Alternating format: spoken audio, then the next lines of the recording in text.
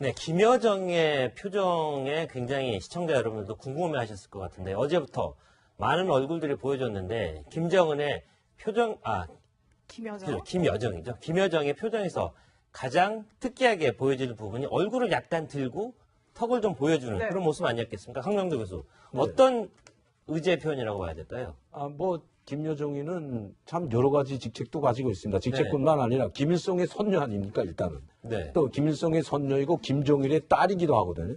또 지금은 최고 지도자의 하나밖에 없는 여동생으로서 그냥 여동생으로 그전 김종희 때처럼 김정일 시대는 김정일이가 도와줬는데 네. 지금은 반대로 김정은이가 김여정의 도움을 받고 뭐 도움 받는다는 것보다 보좌를 받고 있지 않습니까? 그렇죠. 완전히 그 권력 중의 실세인데 그리고 그렇게 살아온 사람이기 때문에 전혀 뭐 아주 그 외교 이런 정상급 외교라든가 이런 외교를 해보진 않았지만 뭐 유학 갔다 온 게 전부 아니겠습니까? 그렇지만 저렇게 꼿꼿하고 자세해서 하나도 흐트러지지 않고 자신감 만만한 것은 바로 신과 같은 존재의 생활을 했기 때문에 네. 그래서 아마 흐트러짐도 없고 꼿꼿하고 내가 누군데 하는 이런 바탕이 깔려 있는 것 같습니다. 네. 내가 저런 거 미리 다 예행 연습했을 것 같기도 하고요. 뭐 예행 연습은 뭐 할 수도 있고 뭐 혼자서 할 수도 있고 뭐 그렇겠죠. 그런데 우리 강병도 교수께서 말씀하신 분에 정말 동의합니다. 그게 첫 번째고 두 번째는 한국의 인천공항을 보면서 자기네 순환공항하고 비교가 됐을 거고 그렇겠죠. 또 우리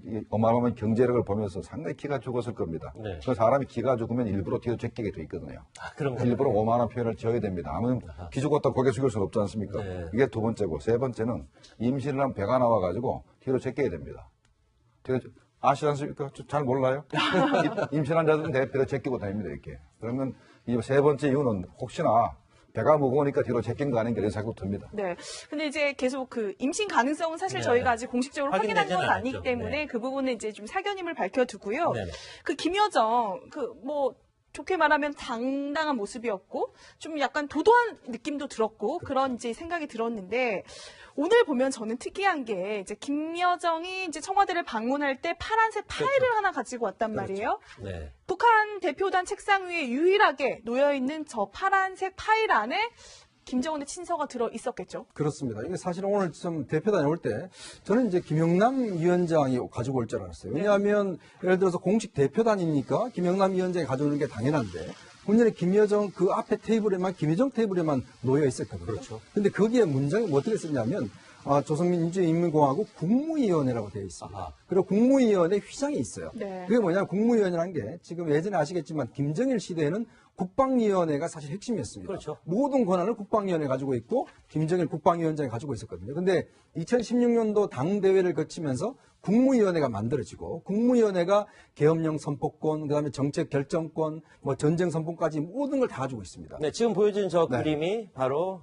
김여정이 문재인 대통령에게 김정은의 친서를 전달하는 바로 그 장면. 네, 그렇습니다. 네. 저게 뭐냐면 결국은 본인들도 이제 정상 국가다. 예를 들어서 예전 같으면 국방위원회 성군 정치 같으면 이게 군사 국가 이미지지 않습니까? 근데 네. 이게 국무위원회로 바뀌면서 이제는 뭔가 정상적인 형태로 돌아왔고 근데 노동당 위원장 이름이 아니거든요. 그건 뭐냐면 국가의 이름으로 다른 국가 원수에게 이제 친서를 제안하는 이런 식의 어떤 모양새를 취한 게 아닌가 싶습니다. 자, 그렇군요. 자, 이 모든 것은요, 사실은 1월 1일 김정은의 신년사에서 그 힌트를 찾아볼 수 있었는데 직접 한번 들어보시고 이야기 이어가겠습니다. 우리는 민족적 대사들을 성대히 치르고 민족의 존엄과 기상을 내외에 떨치기 위해서도 동결 상태에 있는 북남 관계를 개선하여 뜻깊은 올해를 민족사에 특기할 사변적인 해로 빛내야 합니다. 이를 위해 북남 당국이 시급히 만날 수도 있을 것입니다. 나는 이 기회에 해내외 전체 조선 동포들에게 다시 한번 따뜻한 새해 인사를 보내면서 의의 깊은 올해 북과 남에서 모든 일이 잘 되기를 진심으로 바랍니다. 자, 신부장. 저기서 이미 힌트가 나왔죠, 결국. 네, 그렇습니다. 예. 시급히 만나자고 했고요. 그러니까 통 크게 자기가 뭔가 하겠다는 걸 신년사에 이미 밝혔죠. 그렇죠. 제가 오늘 아침에 저희 동아일보의 오늘과 내일 칼럼에 썼습니다만 북한에 이미 작년 말에 그러면 내년에 우리가 어떻게 할까요? 이 제재를 뚫고 우리가 몇 년이나 갈 수 이런 회의를 했다 그럽니다. 네. 그래서 다수가 이런 제재로는 1년을 못 갑니다. 라고 해서 신년사가 나온 거예요. 그래서 일단 남한을 끌어안고 미국을 설득하자 이런 전략으로 가는 거고요. 네. 그런 내용들이 지금 신년사에 담겨 있는 거죠. 그 뒤로 북한 내부에서 나오는 여러 가지 문건이라는 걸 보면 꼭 6.15를 얘기하고 14를 얘기하고 있습니다. 그건 뭐냐면 올해 1년 내내 가겠다는 거죠. 네. 지금 어쨌든 4월에 한미 군사 훈련만 위기를 잘 넘기고 미국하고 어떻게 대화를 접점을 찾아간다면 여러 가지 기회가 있는 거예요. 6.15가 있고요. 8.15가 있고 14가 있고 계속 정치적인 계기를 만들어서 올 한 해는 어쨌든 대남 평화공사를 계속 펴겠다. 이런 암시를 이미 공개적으로 신년사에 한 거죠. 네, 김여정에 대해서는 여러 가지가 궁금한 게 굉장히 많습니다. 뭐 육성도 궁금하고요. 일거수일투족도 궁금한데 오늘 청와대를 찾아서 방명록을 썼는데 저 글씨를 보시면서 한번 이야기를 나눠보겠습니다. 자, 김정은 실장 뭐라고 적고 나왔습니까? 자, 평양과 서울이 우리 결의 마음속에서 더 가까워지고 통일 번성의 미래가 앞당겨지길 기대한다. 자, 김여정 이렇게 썼네요. 네, 자기 오빠 글씨하고는 뭐 많이 다르네요. 네네. 오빠는 옆으로 이렇게 쫙 45도 각도로 쓰는. 45도 그렇게 쓰는데 그래도 그 주름박도 썼고 한데 글씨가 참 독특합니다. 네. 독특하고 또 여성으로서의 특질도 별로 잘 안 보입니다. 근데 자세히 보면요. 조선, 민주주의, 인명 이런 그래요. 거 보면 그죠? 네. 그 오빠처럼 사선으로 쓴 게 많습니다. 강명도에서. 저건 어떤 책입니까? 네.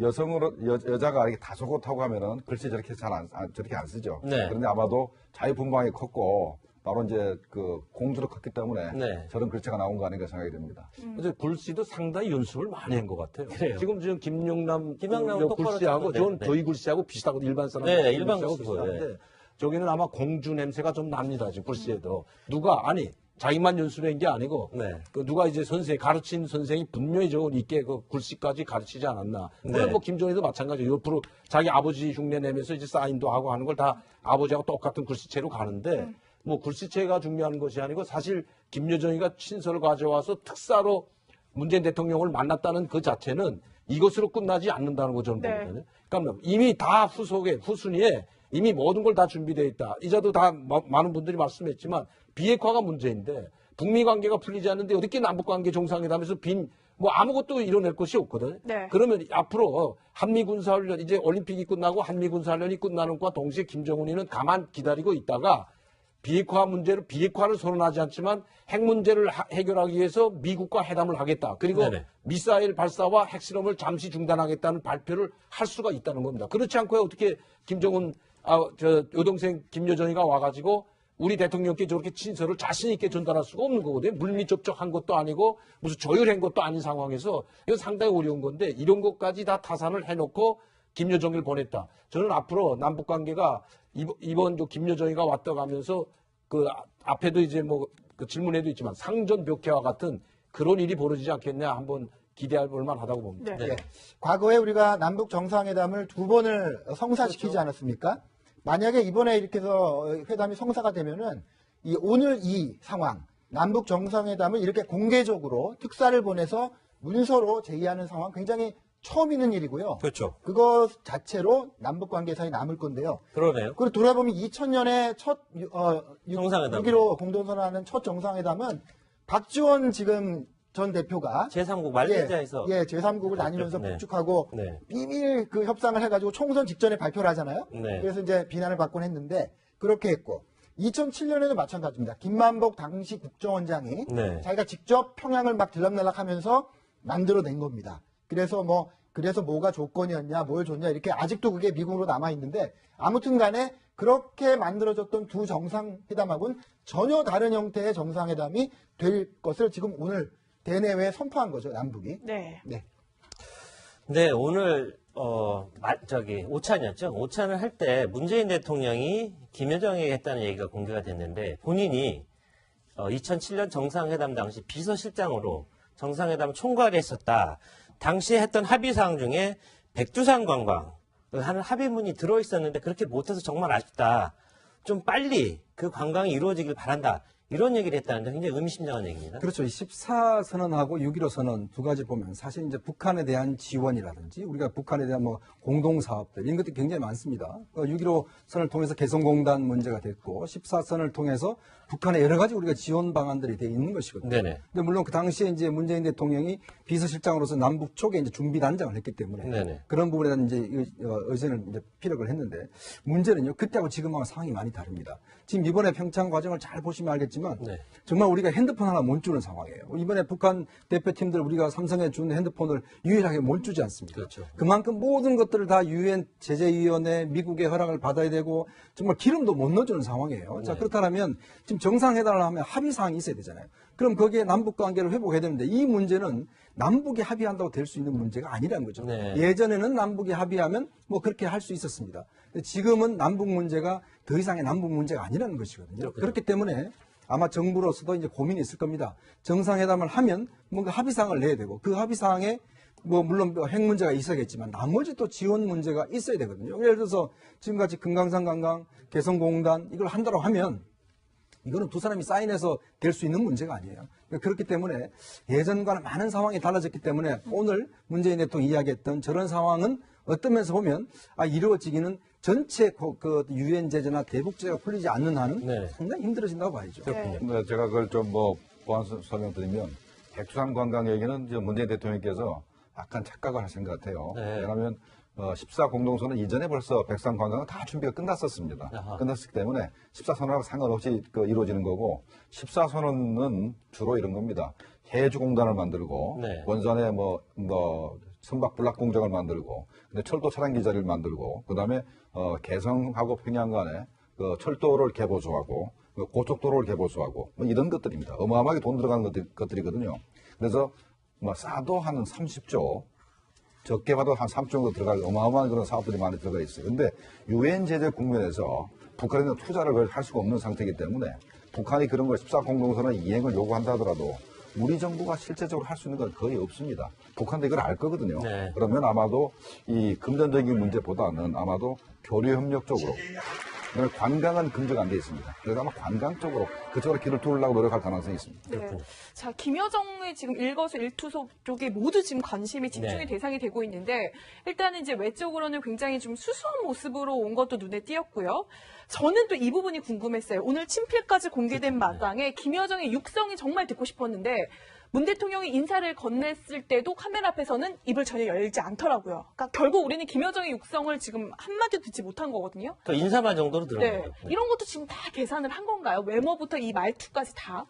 제가 봐서는 뭐 글씨도 내놓고 뭐 문재인 대통령하고 악수도 하면서 인사말도 나눴기 때문에 그 자기의 음성이 효가 좀 짧아가지고 말을 잘못한다든가 이래서 그 음성 노출시키지 않는 건 아니고요. 지금 분위기상 올림픽에 와서부터 지금까지 김여정이가 할 수 있는 말이 없었어요, 사실은. 연설하는 것도 아니고 아니면 누구하고 대담을 나눈다더니 기자들과 인터뷰하는 것도 아니기 때문에 그렇다고 자기가 나와서 나 말 좀 할 테니까 좀 누굴 데려다 달라고 할 수도 없는 지금 모든 일정을 보게 되면 그렇게 무슨 김여정이가 나서 이야기할 그런 상황은 아니었고요. 네. 그리고 이번에 문재인 대통령을 만났을 때 친서를 전달하면서 이제 여러 차례 이야기가 하지 않았겠습니까? 평양을 초청한다든지 친서를 직접 가지고 자기가 특사 인물 역할을 맡고 왔다고 이야기하는 정도였는데 제가 봐서는 아마 이런 것들이 녹음되지 않고 하지 않은 것은 청와대에서 이제 우리 기자들이라든가 다 나간 다음에 청와대 내부에 있는 기자들이 찍은 사진이고 다 이제 보도한 거 아니겠습니까? 그러니까 제가 봐서는 특별한 의미보다도 그런 그 분위기가 안 됐기 때문에 네. 말을 좀 삼가고 우리가 음성을 듣지 못했다 이렇게 보는 것이 맞는 것 같습니다. 그렇군요. 그러니까 오늘 문재인 대통령이나 서훈 국정원장은 분명히 김여정의 목소리를 들었겠죠. 네. 그런데 김여정이 하기 싫은 거는 그걸 기자들 앞에서 해서 아하. 이렇게 채널A에 또 이렇게 방송이 되는 게 싫은 거예요. 그게 왜 그런지 제가 어제 곰곰이 생각을 해봤는데 왜 그럴까요? 그러니까 약간 우스개로 하면은 목소리가 별로 안 좋을 수가 있고요. 목소리. 두 번째는 자기 아버지처럼 아버지 그랬잖아요, 김정일이. 신비주의였죠. 근데 그거는 약간 우스개고요. 그 본질이 이거 같습니다. 사람이 말을 하게 되면요, 네. 표정이 지어져요. 네. 말을 하게 되면 자기 마음이 표정으로 드러나게 됩니다. 네. 근데 지금 김여정은 철저하게 자기 마음속에 있는 것들을 숨기고 오빠를 대신해서 지금 남한에 온 거잖아요. 네. 조선민주주의 인민공화국 대표에서 온 거잖아요. 그러니까 일부러 톡도 들고 그 도도한 자세를 유지해야 되는데 말을 하게 되면 웃을 수도 있고 약간 남한의 발전상에 놀란 것들이 표정으로 드러날 수 있고 그걸 평양에서 볼 거 아닙니까? 오빠가 보고 있잖아요. 그러니까 절대 지금 방송으로 나가는 그런 동영상에는 말을 하지 않으려고 하는 것 같습니다. 자, 이현정 의원. 네. 그래서 그런지, 일거수일투족은 굉장히 철통 같은 경호 인력들에 쌓여 있잖아요. 네, 그렇습니다. 이 정도면 국가 원수급을 넘어서는 건 아니에요. 네. 그렇습니다. 지금 이제 아마 저도 이번에 그 경호원들 온 거 보면 사실 김영남 위원장한테는 별 경호가 그러니까요. 붙지 앞이 텅 않습니다. 비었어요. 그러니까 텅 비었는데 바로 이제 김여정 그 부부장 같은 경우는 바로 그 주변에 호위 총국 출신을 보이는 경호원들이 정말 둘러싸여 있어서 카메라 기자들이서 고생을 했다고 그래요. 왜냐하면 이 경호원들이 너무 키가 크고 잘 안 네. 보여서 그러죠. 김여정의 얼굴을 잡아야 되는데 못 잡더라고요. 그렇게 네. 못 잡아서 고생을 했다는데 아마 이제 오면 굉장히 경호에 신경을 쓸 겁니다. 또 하나 의미는 제가 볼 때 이제 아까 왜 말을 안 했는가 이런 의미를 보면 네. 결국 이제 그 특사라는 그 지위가 있지 않습니까? 특사라는 거는 사실은 이제 김정은이 보낸 거기 때문에 그 메시지만을 전달해야 되거든요. 근데 자기가 메시지를 뭔가 나올 때는 우리 마찬가지로 지금 우리 언론에서 주목하는 게 그럼 김여정이 무슨 말을 할 것인가? 그 메시지가 뭔가 이걸 또 굉장히 또 해석을 해서 어떤 면에서 보면 김정은의 본질적인 메시지보다는 자기 메시지가 더 부각될 수가 있거든요. 그런 측면에서는 특사 입장에서 보면 최대한 자신의 목소리를 낮추고 즉 자신의 오빠인 김정은의 메시지만을 부각하기 위한 저는 그런 의미로 좀 해석을 해보고 싶습니다. 그렇군요. 네. 때문에 14선언하고 상관없이 이루어지는 거고 14선언은 주로 이런 겁니다. 해주공단을 만들고 네. 원산에 선박불락 공장을 만들고 근데 철도 차량 기자리를 만들고 그다음에 개성하고 평양 간에 그 철도를 개보수하고 고속도로를 개보수하고 뭐 이런 것들입니다. 어마어마하게 돈 들어가는 것들이거든요. 그래서 싸도 한 30조 적게 봐도 한 3조 정도 들어갈 어마어마한 그런 사업들이 많이 들어가 있어요. 근데 유엔 제재 국면에서 북한에는 투자를 할 수가 없는 상태이기 때문에 북한이 그런 걸 14공동선언 이행을 요구한다 하더라도 우리 정부가 실제적으로 할 수 있는 건 거의 없습니다. 북한도 이걸 알 거거든요. 네. 그러면 아마도 이 금전적인 문제보다는 아마도 교류 협력 쪽으로 그다음에 관광은 금지가 안 돼 있습니다. 그래서 아마 관광 쪽으로 그쪽으로 길을 뚫으려고 노력할 가능성이 있습니다. 네. 자, 김여정의 지금 일거수일투족 쪽에 모두 지금 관심이 집중의 네. 대상이 되고 있는데 일단은 이제 외적으로는 굉장히 좀 수수한 모습으로 온 것도 눈에 띄었고요.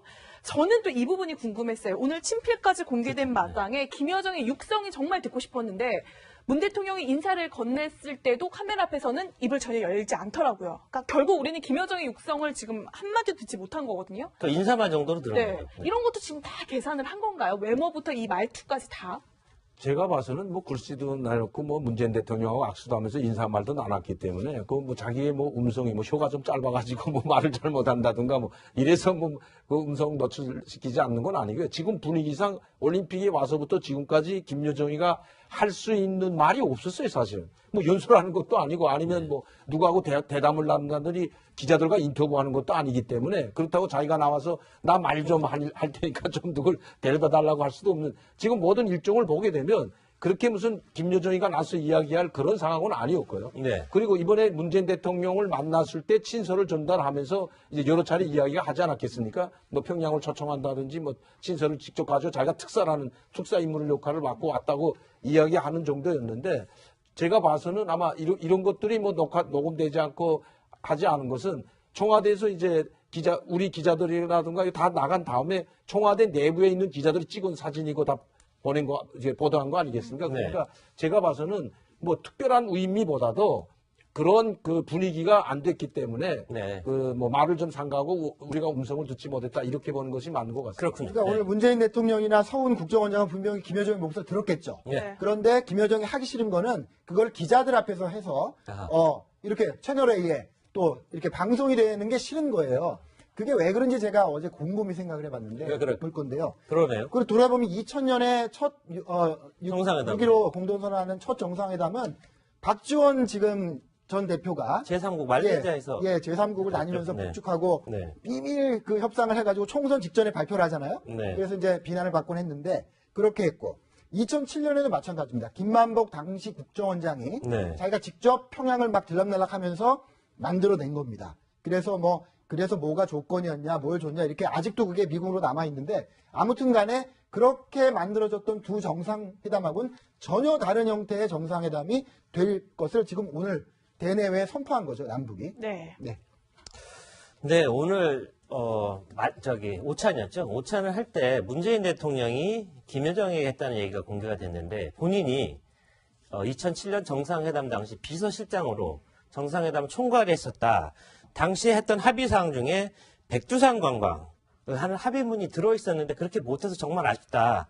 좀 빨리 그 관광이 이루어지길 바란다. 이런 얘기를 했다는데 굉장히 의미심장한 얘기입니다. 그렇죠. 이 14선언하고 6.15 선언 두 가지 보면 사실 이제 북한에 대한 지원이라든지 우리가 북한에 대한 뭐 공동사업들 이런 것들이 굉장히 많습니다. 6.15 선언을 통해서 개성공단 문제가 됐고 14선을 통해서 북한에 여러 가지 우리가 지원 방안들이 돼 있는 것이거든요. 네네. 근데 물론 그 당시에 이제 문재인 대통령이 비서실장으로서 남북 쪽에 이제 준비 단장을 했기 때문에 네네. 그런 부분에 대한 이제 의전을 이제 피력을 했는데 문제는요 그때하고 지금하고 상황이 많이 다릅니다. 지금 이번에 평창 과정을 잘 보시면 알겠지만 네. 정말 우리가 핸드폰 하나 못 주는 상황이에요. 이번에 북한 대표팀들 우리가 삼성에 준 핸드폰을 유일하게 못 주지 않습니까? 그렇죠. 그만큼 모든 것들을 다 유엔 제재위원회 미국의 허락을 받아야 되고 정말 기름도 못 넣어주는 상황이에요. 자 그렇다면 지금 정상회담을 하면 합의사항이 있어야 되잖아요.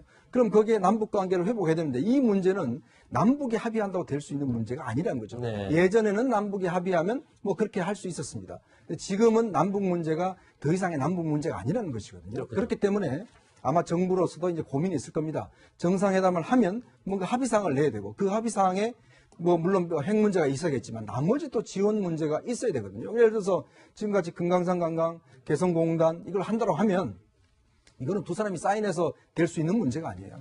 그렇기 때문에 예전과는 많은 상황이 달라졌기 때문에 오늘 문재인 대통령이 이야기했던 저런 상황은 어떤 면에서 보면 이루어지기는 전체 그 유엔 제재나 대북제가 풀리지 않는 한은 네. 상당히 힘들어진다고 봐야죠. 네. 네, 제가 그걸 좀 뭐 보완 설명드리면 백두산 관광 얘기는 이제 문재인 대통령께서 약간 착각을 하신 것 같아요. 네. 왜냐하면 14 공동선언 이전에 벌써 백두산 관광은 다 준비가 끝났었습니다. 아하. 끝났을 때 궁금한데 오늘 청와대를 찾아서 방명록을 썼는데 저 글씨를 보시면서 한번 이야기를 나눠보겠습니다. 자, 김정은 실장 뭐라고 적고 나왔습니까?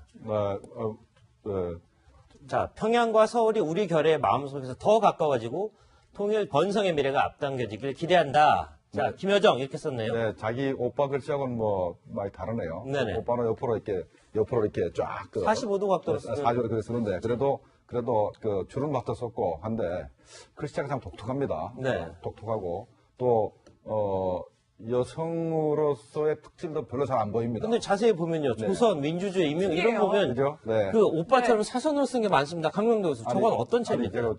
제가 여자가 이렇게 다소곳하고 하면은 글씨 저렇게 저렇게 안 쓰죠. 네. 그런데 아마도 자유분방하게 컸고 바로 이제 그 공주로 컸기 때문에 네. 저런 글씨가 나온 거 아닌가 생각이 듭니다. 그래서 글씨도 상당히 연습을 많이 한 것 같아요. 그래요. 지금 김영남은 저 똑바로 글씨하고 썼는데, 저는 네. 저희 글씨하고 비슷하고 일반 사람 네, 일반 글씨하고 글씨고, 비슷한데 저기는 아마 공주 냄새가 좀 납니다. 지금 글씨에도 누가 자기만 연습한 게 아니고 네. 그 누가 이제 가르친 선생이 분명히 저 있게 그 글씨까지 가르치지 않았나. 물론 네. 뭐 김정희도 마찬가지예요. 옆으로 자기 아버지 흉내 내면서 이제 사인도 하고 하는 걸 다 아버지하고 똑같은 글씨체로 가는데 뭐 글씨체가 중요한 것이 아니고 사실 김여정이가 친서를 가져와서 특사로 문재인 대통령을 만났다는 그 자체는 이것으로 끝나지 않는다는 거 저는 네. 보거든요. 그러니까 이미 다 후순위에 이미 모든 걸 다 준비되어 있다. 이자도 다 많은 분들이 말씀했지만 비핵화가 문제인데 북미 관계가 풀리지 않는데 어떻게 남북 관계 정상회담에서 뭐 아무것도 이뤄낼 것이 없거든요. 네. 그러면 앞으로 한미 군사훈련 이제 올림픽이 끝나고 한미 군사훈련이 끝나는 것과 동시에 김정은이는 가만 기다리고 있다가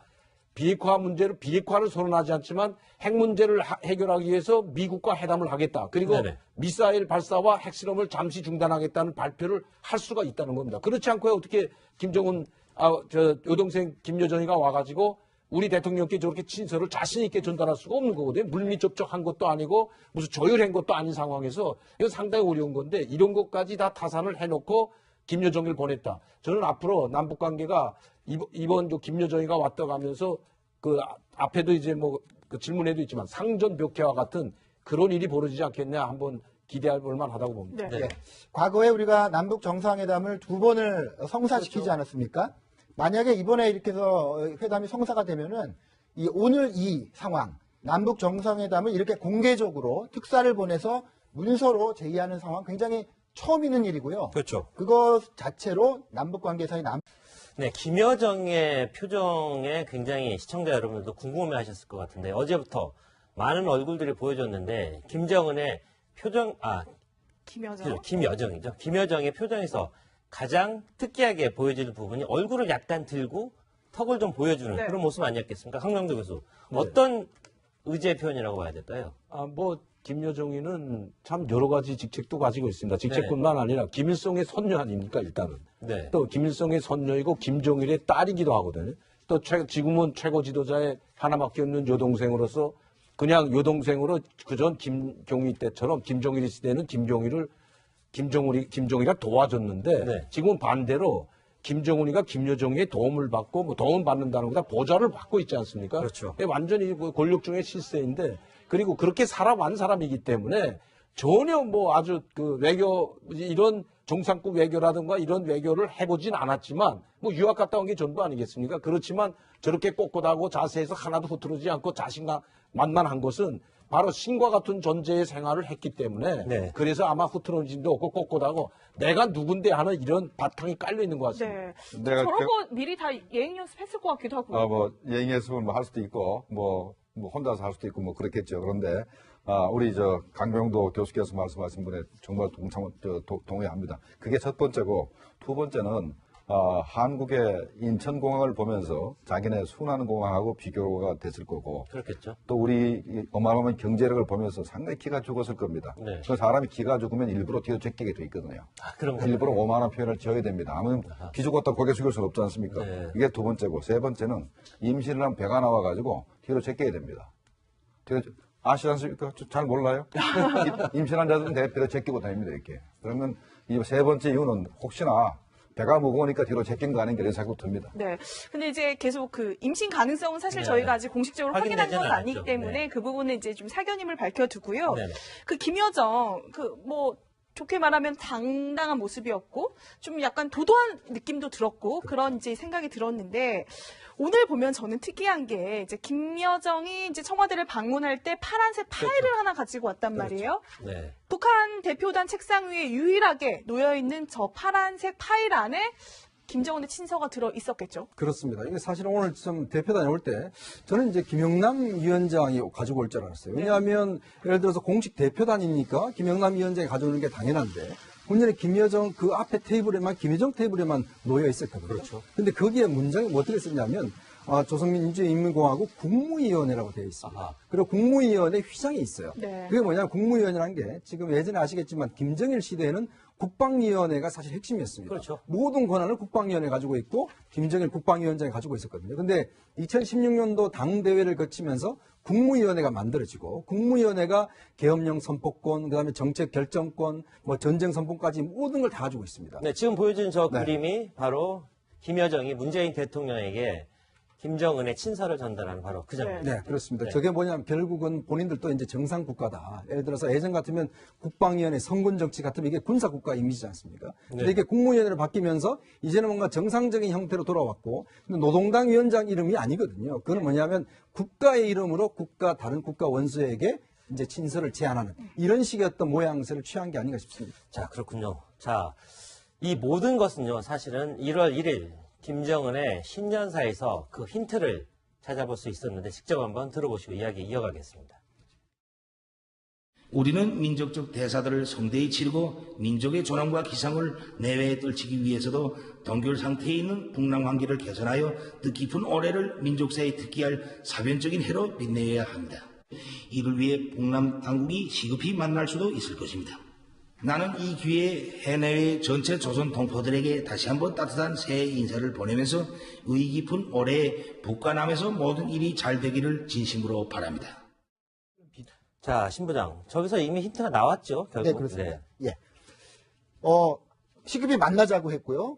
그러니까 통 크게 자기가 뭔가 하겠다는 걸 신년사에 이미 밝혔죠. 그렇죠. 제가 오늘 아침에 저희 동아일보의 오늘과 내일 칼럼에 썼습니다만 북한에 이미 작년 말에 그러면 내년에 우리가 어떻게 할까요? 이 제재를 뚫고 우리가 몇 년이나 갈 수 이런 회의를 했다 그럽니다. 네. 그래서 다수가 이런 제재로는 1년을 못 갑니다. 라고 해서 신년사가 나온 거예요. 그래서 일단 남한을 끌어안고 미국을 설득하자 이런 전략으로 가는 거고요. 네. 그런 내용들이 지금 신년사에 담겨 있는 거죠.